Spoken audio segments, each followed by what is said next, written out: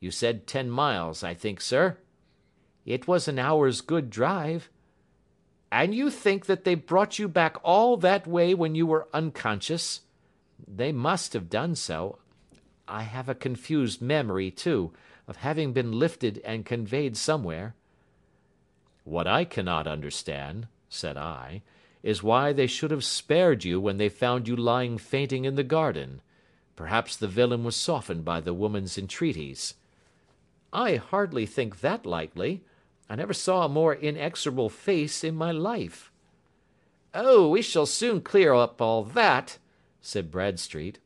"Well, I have drawn my circle, and I only wish I knew at what point upon it the folk that we are in search of are to be found." "I think I could lay my finger on it," said Holmes quietly. "Really now," cried the inspector, "you have formed your opinion. Come now, we shall see who agrees with you. I say it is south, for the country is more deserted there." "And I say east," said my patient.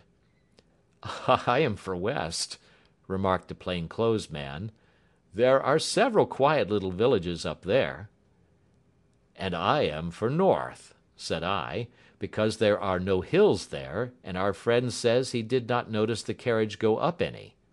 "Come," cried the inspector, laughing, "it's a very pretty diversity of opinion. We have boxed the compass among us. Who do you give your casting vote to?" "You are all wrong." "But we can't all be." "Oh, yes, you can. This is my point." He placed his finger in the center of the circle. "This is where we shall find them." "But the 12-mile drive?" gasped Hatherley. 6 out and 6 back. Nothing simpler. You say yourself that the horse was fresh and glossy when you got in. How could it be that it had gone 12 miles over heavy roads?" "Indeed, it is a likely ruse enough," observed Bradstreet thoughtfully. "Of course, there can be no doubt as to the nature of this gang." "None at all," said Holmes. "They are coiners on a large scale, and have used the machine to form the amalgam which has taken the place of silver." "We have known for some time that a clever gang was at work," said the inspector. "They have been turning out half-crowns by the thousand. We even traced them as far as Reading, but could get no farther, for they had covered their traces in a way that showed that they were very old hands. But now, thanks to this lucky chance, I think that we have got them right enough." But the inspector was mistaken, for those criminals were not destined to fall into the hands of justice. As we rolled into Eyford Station, we saw a gigantic column of smoke which streamed up from behind a small clump of trees in the neighbourhood, and hung like an immense ostrich feather over the landscape. "A house on fire?" asked Bradstreet, as the train steamed off again on its way. "Yes, sir," said the station master.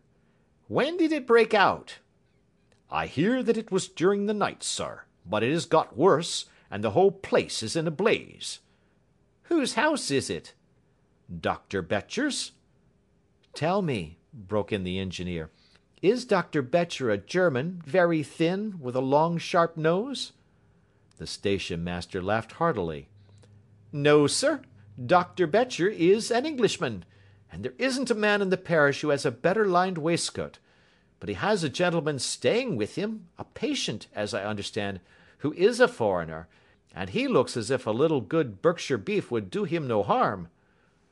The station master had not finished his speech before we were all hastening in the direction of the fire. The road topped a low hill, and there was a great widespread whitewashed building in front of us, spouting fire at every chink and window, while in the garden in front 3 fire engines were vainly striving to keep the flames under. "That's it!" cried Hatherley, in intense excitement. "There is the gravel drive, and there are the rose bushes where I lay. That second window is the one that I jumped from." "Well, at least," said Holmes, "you have had your revenge upon them. There can be no question that it was your oil lamp which, when it was crushed in the press, set fire to the wooden walls, though no doubt they were too excited in the chase after you to observe it at the time. Now keep your eyes open in this crowd for your friends of last night, though I very much fear that they are a good 100 miles off by now." And Holmes's fears came to be realized, for from that day to this no word has ever been heard either of the beautiful woman, the sinister German, or the morose Englishman. Early that morning a peasant had met a cart containing several people and some very bulky boxes driving rapidly in the direction of Reading, but there all traces of the fugitives disappeared, and even Holmes's ingenuity failed ever to discover the least clue as to their whereabouts. The firemen had been much perturbed at the strange arrangements which they had found within, and still more so by discovering a newly severed human thumb upon a window-sill of the second floor. About sunset, however, their efforts were at last successful, and they subdued the flames, but not before the roof had fallen in, and the whole place been reduced to such absolute ruin that, save some twisted cylinders and iron piping, not a trace remained of the machinery which had cost our unfortunate acquaintance so dearly.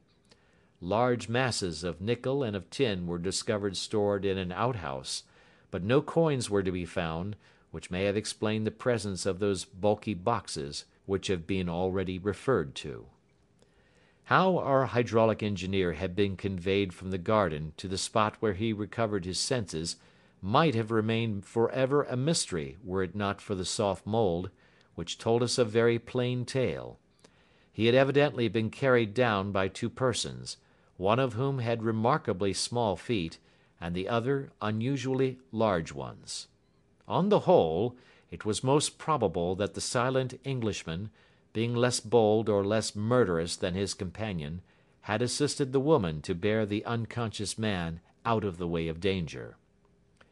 "Well," said our engineer ruefully, as we took our seats to return once more to London, "it has been a pretty business for me.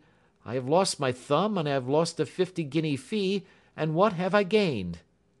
"Experience," said Holmes, laughing.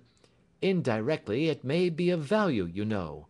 You have only to put it into words to gain the reputation of being excellent company for the remainder of your existence." End of Adventure 9.